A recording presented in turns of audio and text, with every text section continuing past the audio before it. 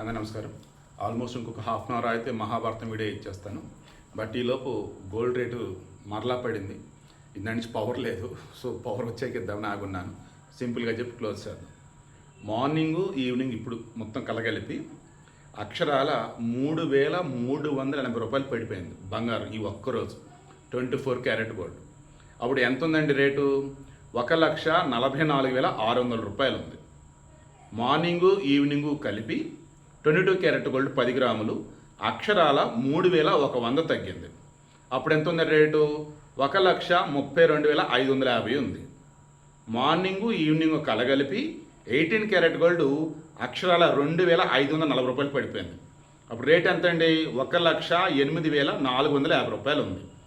Then వెండి same morning 5,000 పడిపోయింది కదా, ఇప్పుడు అంతే ఉంది, 2,50,000 రూపాయలుగా ఉంది. ప్లాటినం సేమ్ ఉదయం ఎంత ఉంది, ఇప్పుడు ఎంత ఉంది? 10 గ్రాములు 50,380 రూపాయలుగా ఉంది. సో ఇప్పుడు బాగానే పడింది అనుకుంటే హ్యాపీగా రేపు మార్నింగ్ కొనేసుకోండి.